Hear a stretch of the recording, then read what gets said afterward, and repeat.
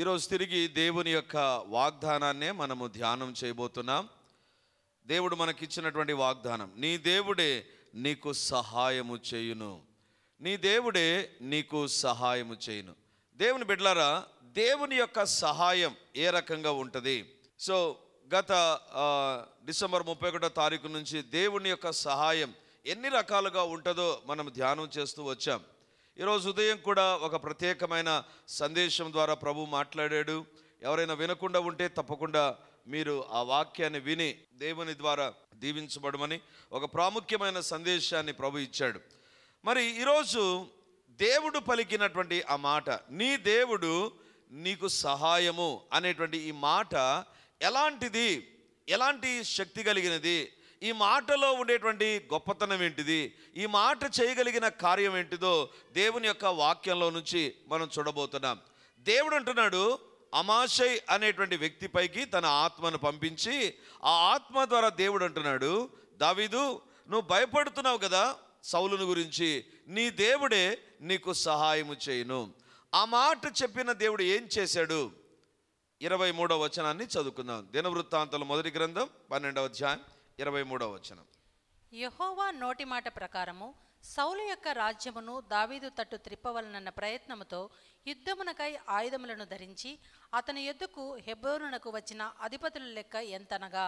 చాలు. 12వ అధ్యాయం 18వ వచనంలో నీ దేవుడు నీకు సహాయము చేయును, అది దేవుని మాట. ఇప్పుడు ఆ మాట ఏమైంది, ఏం జరిగింది? ఆ మాట ఊరికే మాటైనా, అంతకంటే ఏమన్నా జరిగిందా అని చూస్తే 23వ వచనం, యెహోవా నోటి మాట ప్రకారం సౌలు యొక్క రాజ్యమును దావీదు తట్టు త్రిప్పవలనన్న ప్రయత్నముతో యుద్ధమునకై ఆయుధములు ధరించి అతని యొద్దకు హెబ్రోనుకు వచ్చిన అధిపతుల లెక్క ఎంతనగా. 18వ వచనంలో దేవుని ఆత్మ అమాషై ద్వారా మాట్లాడాడు. ఇప్పుడు 23వ వచనంలో దేవుని యొక్క వాక్యంలో వ్రాయబడింది, యెహోవా నోటి మాట ప్రకారము సౌలు యొక్క రాజ్యమును దావీదు తట్టు త్రిప్పవలెను. దేవుని బిడ్డలారా, నీ దేవుడు నీకు సహాయం చేయును అనేటువంటి మాట ఏంటిది అంటే, అది అమాషై అనే వ్యక్తి ద్వారా పలుకబడిన మాట మాత్రమే కాదు. జాగ్రత్తగా వినండి. దేవుని మాటలు కొన్ని సందర్భాల్లో నేరుగా దేవుడు మాట్లాడతాడు, కానీ 99% దేవుడు వేరే వ్యక్తి ద్వారా మాట్లాడతాడు, లేదా బైబిల్ ద్వారా మాట్లాడతాడు. నేరుగా మాట్లాడడం కూడా ఉంది, దేవుడు చేస్తాడు. దేవుడు మాట్లాడే దేవుడు, ఆయన మూగ దేవుడు కాదు, ఆయన మృతుడైన దేవుడు కాదు, ఆయన మాట్లాడతాడు. కానీ ఆయన ఎవరిదో ఒకరి ద్వారా, లేదా ఏదో ఒక సందేశం ద్వారా, వాక్యం ద్వారా మనతో మాట్లాడినటువంటి ఆ మాట ఏం తెలుసా? అది ఏంటి తెలుసా? ఒక వ్యక్తి ద్వారా పలుకబడిన మాట కాదు, ఒక వ్యక్తి ద్వారా పలుకబడిన మాట కాదు. యెహోవా నోటి మాట, యెహోవా నోటి మాట. దేవుని బిడ్డలారా, దేవుని మాట, దేవుని వాగ్దానం, బైబిల్లో ఉండేటువంటి మాటలు, మనం తీసుకున్నటువంటి వాగ్దానాలు ఏంటివి తెలుసా? అవి ఒక పేపర్ కాదు, ఒక చిన్న పీస్ ఆఫ్ ప్రామిస్ కాదు. యెహోవా నోటి మాట, యెహోవా నోటి మాట. దేవుని బిడ్డలారా, ఈరోజు దేవుడు మనతో మాట్లాడేటువంటి సందేశం ఏంటంటే, దేవుని మాట ఎలాంటిది, దేవుని మాట చేసే కార్యాలు ఏంటిది. చాలా సందర్భాలలో we forget about God's word. దేవుని మాటను మనం మర్చిపోతా, దేవుని మాటలు మన జ్ఞాపకం ఉండవు. ఎవరైనా ఏదన్నా అన్నారా, ఎవరైనా ఏమన్నా కామెంట్ చేశారా, డేటు టైము ఆ తిథి నక్షత్రాలతో సహా చెప్తాం మనం, ఎందుకంటే వాళ్ళ మాటలు చాలా ఇంపార్టెంట్గా ఉంటాయి. కానీ దేవుని మాటలు మనం మర్చిపోతాం. దేవుని బిడ్డలారా, ఈరోజు దేవుని యొక్క మాటలో ఎలాంటి శక్తి ఉంది, దేవుని మాటలు, వాగ్దానాలు, లేకపోతే దేవుని వాక్యంలో ఉండేటువంటి మాటలు, దేవుని ప్రవచనాలు చేసే కార్యాలు ఏంటివి? What is the works of the almighty God words? ఆయన మాట, ఆయన నోటి మాట ద్వారా జరిగే కార్యాలేంటి? ఈరోజు ఆ మాటను మనం ధ్యానం చేయబోతున్నాం. దేవుని మాటలు చేసే కార్యాలు ఏంటివి? అమాషై ద్వారా దేవుని యొక్క ఆత్మ దావీదుతో మాట్లాడాడు, నీ దేవుడు నీకు సహాయం చేయను. 23వ వచనంలో ఇప్పుడు దేవుని యొక్క వాక్యం ఉంటుంది, అది అమాషై చెప్పిన మాట అనుకుంటున్నారు. సారీ, అది యెహోవా నోటి మాట, యెహోవా నోటి మాట. దేవుని యొక్క వాక్యంలో ఉండేటువంటి ప్రతిదీ కూడా దేవుని యొక్క నోటి మాట. It is not written by somebody. ఎవరో ఒక రాశారు అనేటువంటిది అనుకోవద్దు, ఎవరికో ఇవ్వబడింది అని అనుకోవద్దు. ఆ మధ్యకాలంలో ఒక వీడియో చూశాను. ఒక దైవ సేవకుడు వాక్యం చెబుతూ, అసలు వాగ్దానాలు అంటారండి, అసలు వాగ్దానాలు మనకిచ్చాడా? ఇవ్వలేదు కదా. అబ్రాహాముకి ఇచ్చాడు, యెహోషువకి ఇచ్చాడు, వాళ్ళకి ఇచ్చాడు, వీళ్ళకి ఇచ్చాడు, మనకెక్కడ ఇచ్చాడు అనేటువంటి ప్రసంగాన్ని నేను విన్నాను. దేవుని బిడ్డలారా, ఆత్మ ద్వారా అమాషై ద్వారా దేవుడు దావీదుతో మాట్లాడితే, ఇప్పుడు దావీదును గురించి, ఆ మాటను గురించి దేవుడు చెప్పే మాట ఏంటంటే యెహోవా నోటి మాట. అరే, మాట్లాడింది ఒక మనుషుడు కదా, మనుషుని ద్వారా. మరి దేవుడు అంటున్నాడు, అది ఒకవేళ ఒక వ్యక్తి ద్వారా మాట్లాడిండవచ్చు. ఎందుకంటే వ్యక్తులను వాడుకొని తన కార్యాలు జరిగించే దేవుడు ఉన్నాడు. అమాషైను వాడుకున్నాడు. But it is not the voice of Amasai, it is the voice of the god himself. దేవుని యొక్క నోటి మాట. దేవుని బిడ్డలారా, వాగ్దానాలు బైబిల్లో ఉండేటువంటి మాటలు గుర్తుంచుకుందాం. అది దేవుని మాట అని మనం నమ్మి ఆ మాట పైన మనం ఆధారపడగలిగితే జరిగే కార్యం ఏంటి తెలుసా? ఖచ్చితంగా దేవుని కార్యాలు జరుగుతాయి. ఖచ్చితంగా దేవుని కార్యాలు జరుగుతాయి. ఈరోజు దేవుని మాట ఉపయోగిస్తే దేవుని మాటలో ఏముంది, దేవుని మాటలో ఉన్నటువంటి శక్తి ఏంటి, దేవుని మాటలో ఉండేటువంటి కార్యాలు ఏంటివి, ఎలాంటి కార్యాలు దేవుని మాటలో ఉన్నాయి, దేవుని యొక్క వాక్యంలోంచి మనం చూడబోతున్నాం.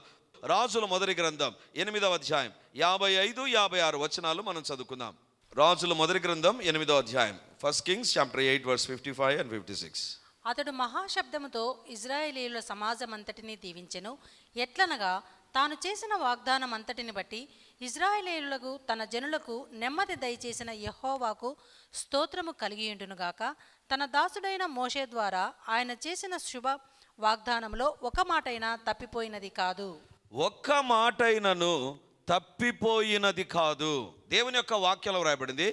దేవుని మాటలు ఎలాంటివంటే ఒక్క మాట కూడా తప్పిపోనటువంటి మాట అంట.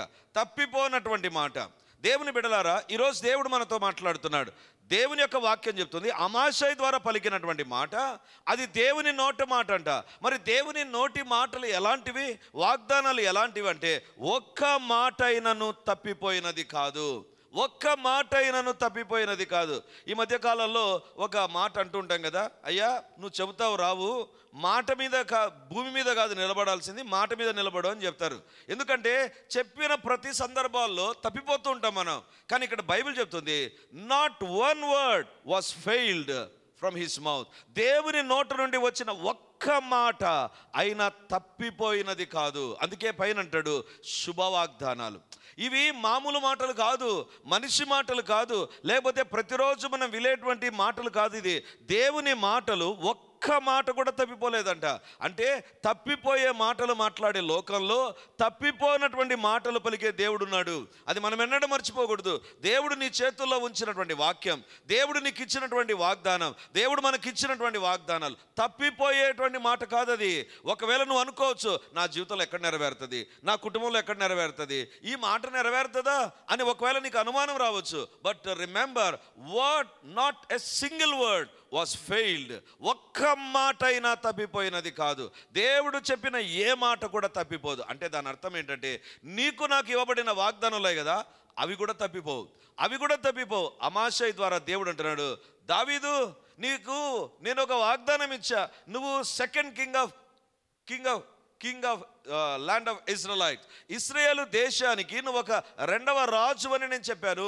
కానీ ఇప్పుడున్న పరిస్థితులు చూస్తే నీకు భయము, దిగులు, దాంకొనే పరిస్థితి ఏర్పడింది కదా. ఇదిగో నా మాట ఏంటంటే, నీ దేవుడు నీకు సహాయం చేస్తాడు. ఒక్క మాట కూడా తప్పిపోదు. You will become a king. Whatever may be the hindrances, అడ్డంకులు ఏవైనా, ఆటంకాలు ఏవైనా, ఎదురీతలు ఏమైనా, నీ భయం ఏమైనా, గుర్తుంచుకో, దేవుని మాట తప్పిపోదు. దేవుని మాట తప్పిపోదు. దేవుని బిడ్డలారా, మరి అలాంటి మాట రోజు నువ్వు చదువుతున్నావా? ఆ దేవుని వాక్యాన్ని నువ్వు చదువుతున్నావా? దేవుని బిడ్డలారా, మన పరిచర్యలో దేవుడు ఇచ్చిన శ్రేష్టమైన ఆశీర్వాదం ఏంటంటే ప్రతిరోజు దేవుడు తన వాక్యం ద్వారా మనతో మాట్లాడతాడు. ఎవ్రీడే, ప్రతిరోజు. నాట్ ఓన్లీ ఏ ప్రామిస్, ఒక ప్రామిస్ అనేటువంటిది మీకు వాట్సాప్ ద్వారా పంపడం మాత్రమే కాదు. God is speaking to you through his word ఎందుకు? ఒక్క మాట కూడా తప్పిపోనటువంటి మాటలు దేవుడు మనతో మాట్లాడుతున్నాడు. తప్పిపోని మాటలు దేవుడు మనతో మాట్లాడుతుంటున్నాడు. దేవుని మాటకు నువ్వు ఇచ్చే విలువ ఎంత? దేవుని మాటకు నువ్వు ఇచ్చేటువంటి స్థానం ఏంటి? మనిషి మాటలు విలువనిస్తావు. ఎవరైనా ఒక అధికారి రాత్రి ఫోన్ చేసి ఉదయాన్నే 5 గంటలకు రావాలి అంటే 4 గంటలకు అలారం పెట్టుకొని వెంటనే వెళ్ళిపోతాం మనం. ఎందుకు? మనిషి చెప్పిన మాట, ఆఫీసర్ అని. కానీ దేవుని మాట తప్పిపోయినటువంటి మాట కాదు. ఎందుకంటే ఆయన మాటలు అలాంటివి. దావీదుతో దేవుడు అంటున్నాడు, అమాషై ద్వారా పలకబడిన మాట. Do you think it is a human word? అది మనిషి మాట అనుకుంటున్నావా? కాదు, యెహోవా నోటి మాట. యెహోవా నోటి మాట ఒక్కటైనా తప్పిపోలేదు. అసలు ఎవరి మాట అంటున్నాడు తెలుసా? సొలొమోను ప్రార్థన చేస్తూ ఇశ్రాయేలు ప్రజలను దీవిస్తూ అంటున్నాడు, అయ్యా మీరు దీవించబడాలి అంటే it is not because of any other thing. దేవుని శుభ వాగ్దానాలు మీరు నమ్మగలిగితే, తప్పిపోనటువంటి ఒక్క మాట అయినా తప్పిపోనటువంటి దేవుని మాటలు మీరు నమ్మగలిగితే మీ జీవితాల్లో మీరు దీవించబడతారు. ఈరోజు దేవుడు మనతో మాట్లాడుతుంటున్నాడు. దేవుని వాక్యానికి మన జీవితాల్లో ఉన్న స్థానం ఏంటిది? ఈరోజు దేవుని మాటలు ఎలాంటివి? అసలు వాక్యం ఎలాంటిదో మీదట నేను ఉంచాలని కోరుతుంటున్నాను. ఇప్పుడు వస్తాం యోహాను సువార్త 15వ అధ్యాయం 3వ వచనాన్ని మనం చదువుకుందాం. యోహాను సువార్త 15వ అధ్యాయం 3వ వచనం. నేను మీతో చెప్పిన మాటను బట్టి ఇప్పుడు పవిత్రులై ఉన్నారు. దేవుని మాటను బట్టి ఏం జరుగుతుందంట? ఏం జరుగుతుంది? పవిత్రులంగా మారిపోతామంట. దేవుని బిడ్డలారా, సైన్స్ చదివామనుకో సైన్స్ వస్తుంది, మ్యాథమెటిక్స్ చదివామనుకో మ్యాథమెటిక్స్ వస్తుంది, తెలుగు చదివితే తెలుగు వస్తుంది, సాంస్క్రిట్ చదివితే సాంస్క్రిట్ వస్తుంది, ఏది చదివితే అదే వస్తుంది. బైబిల్ చదివితే థియాలజీ కాదు వచ్చేది. బైబిల్ చదివితే బైబిల్ జ్ఞానం కాదంట వచ్చేది. బైబిల్ చదివితే బైబిల్కు సంబంధించిన జీకే జనరల్ నాలెడ్జ్ కాదంట వచ్చేది. బైబిల్ చదివితే దేవుడు అంటున్నాడు, నేను చెప్పిన ఈ మాటను బట్టి మీరు పవిత్రులై ఉన్నారు. దేవుని బిడ్డలారా, ఒక సైన్స్ టెక్స్ట్ బుక్కు నీకు సైన్స్ నేర్పించే ఏమనాలి, ఆ యొక్క కేపబిలిటీ ఉంటే, ఆ యొక్క స్తోమత ఉంటే, మ్యాథమెటిక్స్ చదివితే ఆ మ్యాథమెటిక్స్ నీకు మ్యాథమెటిక్స్ని నేర్పిస్తే, అంటే ఆ బుక్ రాసినటువంటి ఆథర్కు మ్యాథమెటిక్స్ వస్తాయి. ఆయన రాసినటువంటి పుస్తకం నీకు మ్యాథ్స్ను నేర్పిస్తుంది, సైన్స్ను నేర్పిస్తుంది, Telugu, what ever it is. ఆ బుక్ పనికిమాలిన బుక్ అయితే నీకు పనికిమాలిన బుద్ధులే కూడా వస్తాయి, పనికిమాలిన ఇన్ఫర్మేషన్ కూడా వస్తుంది. కానీ దేవుడు అంటున్నాడు, నేను చెప్పిన ఈ మాటను బట్టి మీరు పవిత్రులై ఉన్నారు. ఎంత గొప్ప ధన్యత అండి! దేవుని మాట చదివితే you will become a holy. నువ్వు పరిశుద్ధుని అవుతావు. దేవుని బిడ్డలారా, దేవుని వాక్యాన్ని చదవనటువంటి వ్యక్తి జీవితాల్లో పరిశుద్ధుడుగా ఉండడండి. వాక్యాన్ని వినేటువంటి వ్యక్తి, వాక్యాన్ని చదవనటువంటి వ్యక్తి, వాక్యాన్ని చదవనటువంటి వ్యక్తి, వాక్యాన్ని విననటువంటి వ్యక్తి, వినడానికి కష్టపడేటువంటి వ్యక్తి, గుర్తుంచుకోండి, he will never become a holy. పరిశుద్ధుడు కాలేదండి. దేవుని బిడ్డలారా, ఒకే ఒక గ్రంథానికి పెట్టబడింది పేరు పరిశుద్ధ గ్రంథం. పరిశుద్ధ గ్రంథం ఎందుకు ఆ పేరు పెట్టబడింది తెలుసా? ఈ మాట చదివితే దేవుడు అంటున్నాడు, ఈ మాటను బట్టి మీరు పవిత్రులైతారు. దేవుని బిడ్డలారా, ఒకానొక ప్రాంతంలో ఒక వ్యక్తి, ఆయన విపరీతంగా వ్యభిచారంలో జీవించేటువంటి వ్యక్తి. అలా ఇలా కాదు, భయంకరంగా వ్యభిచారంలో జీవించేటువంటి వ్యక్తి, విపరీతంగా వ్యభిచారంలో జీవించేటువంటి వ్యక్తి. కానీ ఒకానొక రోజు తన జీవితంలో వ్యభిచారాన్ని బట్టి అంత కోల్పోయాడు. ఎంత కోల్పోయాడంటే బికారైపోయాడు. వ్యభిచారం అనే పాపంలో ఎవరైతే ఉంటారో గుర్తుంచుకోండి, ఆ పాపం ఆ వ్యక్తికి లాస్ట్కు రొట్టె ముక్కను కూడా మిగిల్చదంట. సామెతల గ్రంథంలో ఉంది, రొట్టె ముక్కను కూడా మిగిల్చదంట. అంటే పిడికెడు కూడా కాదు, ముక్కను కూడా మిగిల్చదంట. అలాంటిది వ్యభిచారం అనే పాపం. ఆ పాపంలో ఆయన జీవించాడంట. దేవుని బిడ్డలారా, అంత కోల్పోయి ఒకరోజు ఏం చేయాలని అర్థం కాక ఒక గార్డెన్లో కూర్చొని ఇక చచ్చిపోదాం, ఇంకా జీవితంలో ఎందుకు ఉండాలి అనుకొని, ఇక బతకాలి ఎందుకు, ఇక ఏమి లేదు నా దగ్గర, అంతా అయిపోయింది, ఇక ఎట్లు చచ్చిపోతాను, అదేదో ముందే చచ్చిపోతే మేలు కదా అని అనుకొని ఆత్మహత్య చేసుకోవాలని ఆలోచన చేస్తూ ఉన్నాడంట. ఆలోచన చేస్తూ ఉంటే ఒక చిన్న అమ్మాయి పరిగెత్తుకుంటూ వెళుతూ ఆ గార్డెన్లో, ఆ యొక్క తోటలో పరిగెత్తూ ఉంటే ఆ అమ్మాయిని చూస్తే చాలా ముద్దుగా పరిగెత్తూ ఉందంట. అమ్మాయి ఏదో ఒక అరుస్తుందంట. ఆ మాట ఏంటంటే, నీ ఎదుట ఉన్నదాన్ని చదువు. అమ్మాయి అరుచుకుంటూ వెళ్ళిందంట. అంతే. ఏంది అమ్మాయినింది, నీ ఎదుట ఉండే చదువుకోమనేది, ఏముంది అని చుట్టూ చూస్తే ఒక మూలన ఏదో ఒకటి ఉందంట. ఏంది అక్కడ ఉంది అని చూస్తే ఒక చిన్న పుస్తకం లాగా ఉందంట. ఏంటి పుస్తకము? ఆ పాప ఏదో నీ ఎదుట ఉండే చదువుకోమని అరిచిపోయింది. ఇక్కడేదో ఉంది అని తీసి చదవడం ప్రారంభించాడు. అది బైబిల్. ఆ బైబిల్ బైబిల్ చదవడం ప్రారంభించాడు. దేవుని బిడ్డలారా, ఆ బైబిల్ ఆ గార్డెన్లో ఎవ్వరు లేరు. ఆ గార్డెన్లో ఆయన చదువుతున్నాడు. చదువుతుంటే జరిగిన కార్యం ఏంటి తెలుసా? తన పాపాన్ని గురించి తాను ఒప్పించబడ్డాడు. తనలో ఉండేటువంటి తప్పుల గురించి ఒప్పించబడ్డాడు. తన జీవితంలో దేనికి వ్యతిరేకంగా చేసిన వాటన్నిటి గురించి బైబిల్ చదువుతుండగా తన పాపాలు ఒప్పుకోవాలనిపిస్తుంది, పాపాన్ని విడిచిపెట్టాలనిపిస్తుంది. ఆ గార్డెన్లోనే, ఆ యొక్క తోటలోనే, మోకాల్లోని, దేవా నేను పాపిని, నన్ను క్షమించు అన్నాడు. ఆయన ఎవరు తెలుసా? అగస్టిన్ అనేటువంటి పేరు కలిగిన గొప్ప సేవకుడు అండి. దేవుని జ్ఞానం కలిగినటువంటి గొప్ప సేవకులో ఇప్పటికీ చరిత్రలో నిలిచిపోయిన వ్యక్తి అగస్టిన్ అండి. ఆయన రాసినటువంటి పుస్తకాలైనా, ఆయన చేసిన పరిచర్య అయినా, ఆయనకుండేటువంటి మరొక పేరు ఏంటంటే దేవుని జ్ఞానం, దేవుని విశేషమైన జ్ఞానం అండి. ఆయన రాసినటువంటివి ఈ దినాన వేదాంత విద్యను అభ్యసించేటువంటి వారు ఆయన పుస్తకాలు కంపల్సరీగా చదవాలి. ఎందుకంటే అలాంటి గొప్ప జ్ఞానాన్ని దేవుడు అనుగ్రహించాడు. ఒక వ్యభిచారం చేస్తూ ఆత్మహత్య చేసుకొని చచ్చిపోవాలనుకున్నటువంటి అగస్టిన్ను మార్చింది దేవుని మాట. దేవుడు అంటున్నాడు, నేను చెప్పు ఈ మాటను బట్టి మీరు ఇప్పుడు పవిత్రులై ఉన్నారు. దేవుని బిడ్డలారా, అందుకే ప్రతిరోజు బైబిల్ చదవండి, ప్రతిరోజు దేవుని మాటలు మనం వినాలి. If at all you want to become a holy, it is not because of any other thing but because of the word of God. దేవుని యొక్క వాక్యాన్ని బట్టి. అందుకే కీర్తన 119 కీర్తనకారుడు అంటే, యవనస్తులు దేని చేత తమ నడతను శుద్ధిపరచుకుంటారు? నీ వాక్యమును బట్టి జాగ్రత్తగా చూచుకొనుట చేతనే కదా. వాక్యం దగ్గర కూర్చోనటువంటి యవనస్తురాలైనా, దేవుని సేవకుడైనా, దేవుని సేవకురైనా గుర్తుంచుకోండి, దే విల్ బికమ్ అన్హోలీ. ఖచ్చితంగా అపవిత్రులు అయిపోతారు. కానీ దేవుని వాక్యం దగ్గర గడిపేటువంటి వ్యక్తిని ఆ వాక్యము మార్చడం ప్రారంభిస్తుంది. దేవుని బిడ్డలారా, మనిషి మాటలు నిన్ను చెడగొడతాయేమో కానీ దేవుని మాటలు నిన్ను పవిత్రపరుస్తాయి. ఈరోజు దేవుడు మనతో మాట్లాడుతుంటున్నాడు.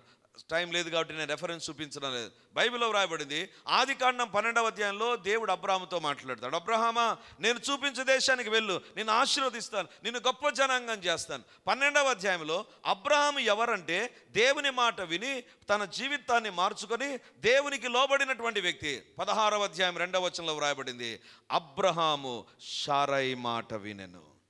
అబ్రహాము జీవితంలో ఒక భయంకరమైన పాపం చేయడానికి కారణం ఏంటంటే దేవుని మాటను ప్రక్కన పెట్టాడు. And he began to hear the voice of a woman. ఒక స్త్రీ చెప్పినటువంటి మాట, సజెషన్, దేవుని మాట ప్రకారం బయలు వెళ్ళి అంత వదిలిపెట్టి వెళ్ళినటువంటి అబ్రహాము ఇప్పుడు ఒక స్త్రీ మాట వింటున్నాడు. దాని ఫలితం ఏంటి?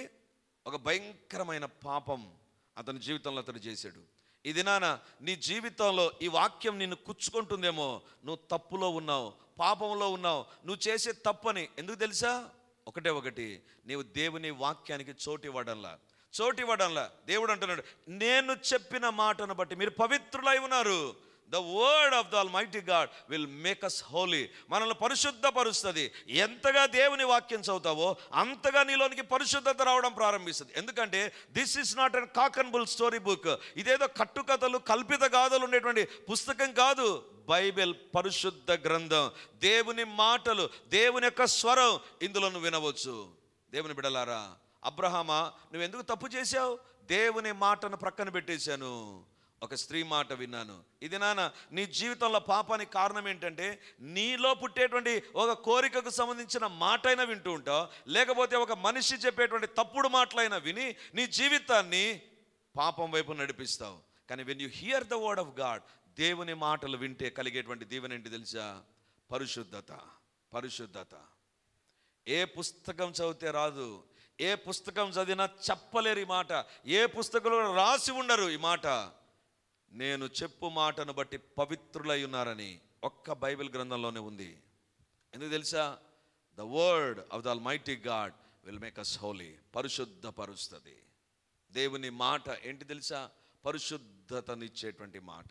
రెండవదిగా బైబిల్లో మనం చూస్తే చూడండి, సమూయేలు మొదటి గ్రంథం 12వ అధ్యాయం 14వ వచనాన్ని మనం చదువుకుందాం. సమూయేలు మొదటి గ్రంథం 12వ అధ్యాయం 14వ వచనం. మీరు యెహోవా యందు భయభక్తులు కలిగి ఆయన మాటను విని ఆయనను సేవించి ఆయన ఆజ్ఞను భంగము చేయక మీరును మిమ్మును ఏలు రాజును మీ దేవుడైన యెహోవాను అనుసరించిన యెడల మీకు క్షేమము కలుగును.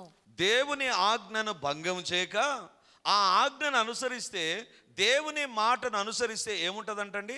క్షేమం ఉంటుందంట. దేవుని మాటను ప్రక్కన పెడితే నీ జీవితాల్లో వెళ్ళేటువంటి మార్గం ఏంటి తెలుసా? క్షేమము లేని మార్గం, క్షేమము లేని మార్గం. ఈరోజు దేవుడు మనతో మాట్లాడుతుంటున్నాడు. దేవుని మాటలో పరిశుద్ధత ఉంది. దేవుని మాటలు ఒక వ్యక్తి జీవితాన్ని క్షేమంగా ఉంచుతాయి, క్షేమంగా ఉంచడం ప్రారంభిస్తాయి. నీ జీవితంలో అవసరమైన క్షేమము it is not happen because of your efforts. నీ యొక్క పనితనం ద్వారానో లేకపోతే నీ చేతనైనటువంటి వాటి ద్వారానో నీ జీవితంలో క్షేమం రాదు. దేవుని ఆజ్ఞను బట్టి క్షేమం అనేటువంటిది ఉంటుంది. దేవుని ఆజ్ఞను బట్టి, దేవుని మాటలు చదివేటువంటి వ్యక్తి జీవితాల్లో they will become highly protected and safe. వాళ్ళు చాలా చాలా కాపాడబడతారండి, చాలా క్షేమంగా ఉండడం ప్రారంభిస్తారు. వాక్యాన్ని వింటున్నటువంటి దేవుని బిడ్డలారా, ఈ దినాన నీ కుటుంబంలో క్షేమం లేని పరిస్థితులు ఉన్నాయా? ఏమైపోతుందో ఒక భయం, లేకపోతే నా పిల్లలకి ఏమవుతుందో ఒక భయం, లేకపోతే నా జీవితంలో ఈ యొక్క బిజినెస్లో ఈ యొక్క పరిస్థితిలో ఏమవుతుందో అనేటువంటి ఒక భయం, ఒక టెన్షన్ నీ జీవితంలో ఉందా? దేవుడు అంటున్నాడు, వాక్యాన్ని వదిలేసేవేమో, వాక్యాన్ని వదిలేసేవేమో. దేవుని వాక్యాన్ని చదివేటువంటి వ్యక్తి జీవితాల్లో క్షేమం ఇస్తుంది ఆ వాక్యం.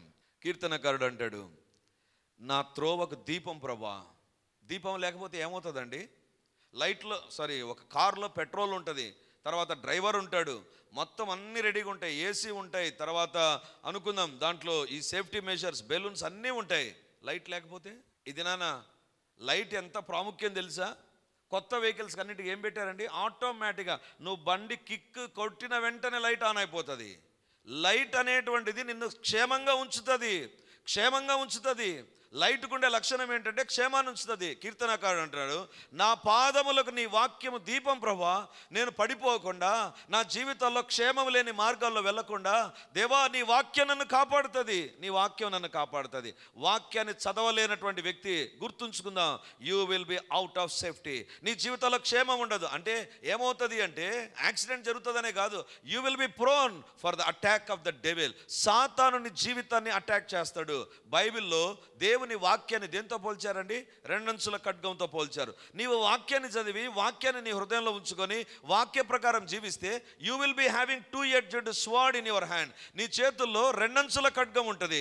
కానీ నీ చేతుల్లో దేవుని వాక్యానికి బదులుగా సెల్ ఎక్కువైంది అనుకుందాం, లేకపోతే వేరొకటి ఎక్కువైంది అనుకుందాం, నీకు వేరొక మాటలు ఎక్కువయ్యాయి అనుకుందాం, లేకపోతే మాట మంతిలు ఎక్కువైపోయాయి, సీరియల్స్ ఎక్కువైపోయాయి, ఇంకోటి ఎక్కువయ్యాయి అనుకుందాం.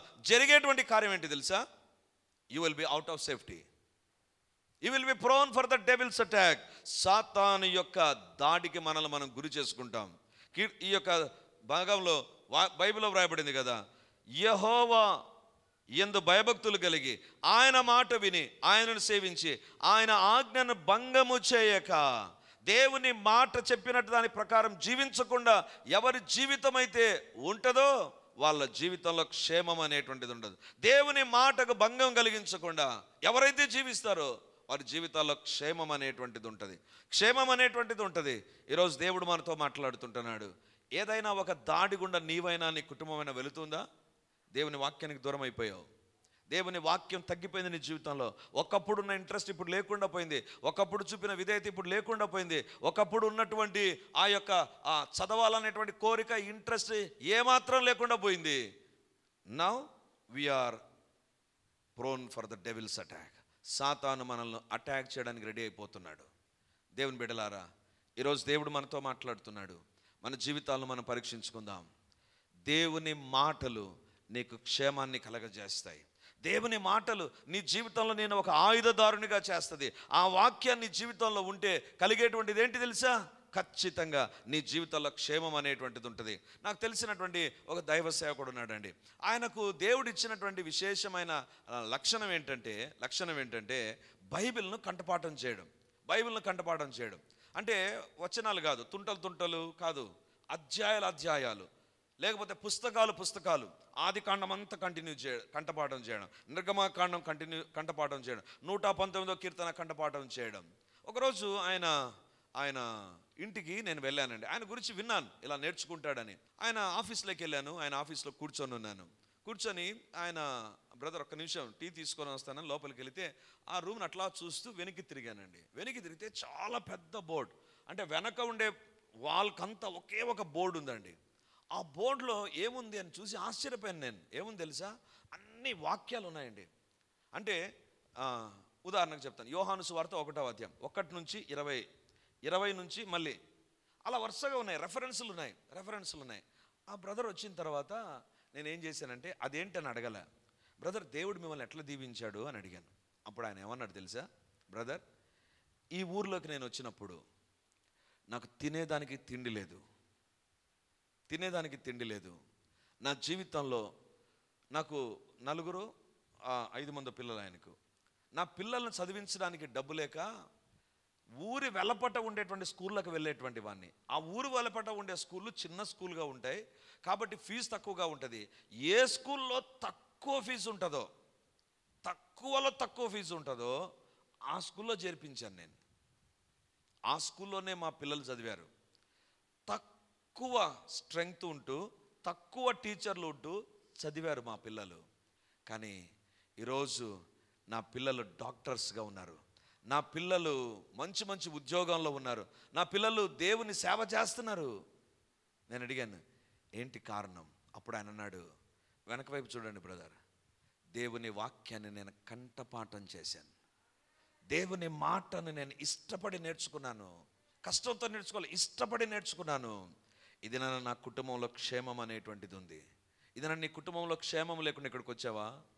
ఈరోజు దేవుడు మాట్లాడుతున్నాడు, read the word of God. దేవుని వాక్యాన్ని చదువు, దేవుని వాక్యానికి లోబడు, దేవుని మాటను అంగీకరించు, దేవుని ఆజ్ఞను భంగం చేయక ఆజ్ఞకు లోబడ్డావంటే నీ జీవితంలో క్షేమం అనేటువంటిది ఉంటుంది. Otherwise you will B prone for attack. ఈరోజు దేవుడు మనతో మాట్లాడుతున్నాడు. దేవుని నోటి మాట ఎలాంటిది తెలుసా? పరిశుద్ధమైంది. హల్లెలూయా, హల్లెలూయా, హల్లెలూయా. గొప్ప దేవానికి వందనాలు, శక్తి కలిగినటువంటి దేవానికి స్తోత్రాలు, ప్రభావం కలిగిన దేవానికి స్తోత్రాలు, రాజాది రాజానికి వందనాలు. ఈరోజు తండ్రి దావీదుతో మీరు పలికిన మాట యెహోవా నోటి మాట. అవును ప్రభువా, తండ్రి దావీదుకి ఇవ్వబడిన వాగ్దాన అమాషై ద్వారా పలికినది కాదు, అది నీ నోటి మాట అని మేము నమ్మాం ప్రభువా. దాన్ని మేము విన్నాం ప్రభువా, మేము చూచాం ప్రభువా. దావీదు జీవితంలో దావీదు దీవించబడ్డానికి కారణం దేవుని నోటి మాటకు తన జీవితంలో ఉన్న స్థానం, విలువ ప్రభువా. మా జీవితంలో లేదు నాయనా, మా జీవితంలో లేదు ప్రభువా. నీ వాక్యాన్ని చదవలసినంతగా చదవలేకపోయాం ప్రభువా. ఎంత లోబడాలో అంత లోబడలేకపోయాం ప్రభువా. ఎంతగా విధేయత చూపాలో చూపలేదు ప్రభువా.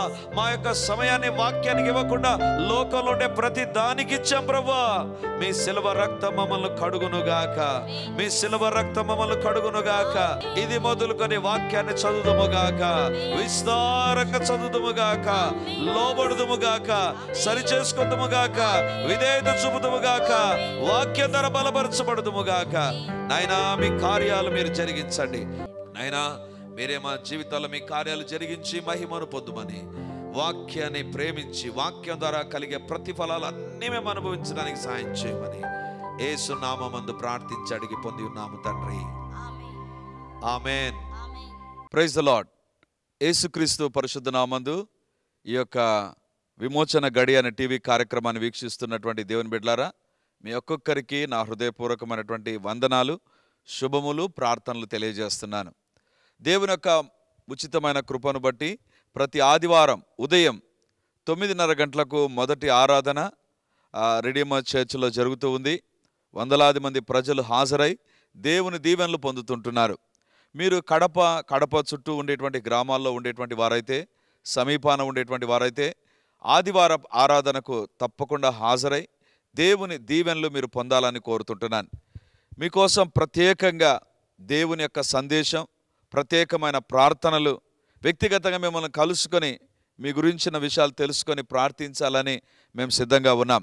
కాబట్టి ఈ యొక్క రెడీమర్ చర్చ్ కడప నడిబొడ్డున ఉండేటువంటి కోట్రేడి సర్కిల్ దగ్గర నారాయణ కాలేజ్ ఎదురుగా ఉండేటువంటి ఇంతకుముందు ఉన్నటువంటి స్టార్ థియేటర్లో ఇప్పుడు జరుగుతూ ఉంది. కాబట్టి తప్పకుండా ఇతర ప్రాంతాల నుంచి వచ్చే వారికి కూడా బస్ ఫెసిలిటీ కూడా చాలా దగ్గరగానే ఉంటుంది. కాబట్టి తప్పకుండా మీరు మీ కుటుంబాలు హాజరై ఈ వాక్యపు దీవెనలు, ప్రార్థనా శక్తిని, దేవుని యొక్క అద్భుతమైనటువంటి సన్నిధిని ప్రతి ఆదివారం ఉదయం 9:30కు జరిగేటువంటి ఆరాధనలో హాజరై దేవుని దీవెనలు పొందాలని కోరుతూ ఉన్నాను. సాయంత్రం 7 గంటలకు కూడా 2వ ఆరాధన ఉంటుంది. తప్పకుండా ఈ 2 ఆరాధనలకు మీరు హాజరై దేవుని దీవెనలు పొందాలని కోరుతూ ఉంటున్నాను. మరిన్ని వివరాలకు ఈ కింద కనబడుతున్నటువంటి నంబర్ 9855669572 లేదా 9440407722కు మీరు కాల్ చేసి వివరాలు తెలుసుకోవాల్సిందిగా కోరుతున్నాను. God bless you.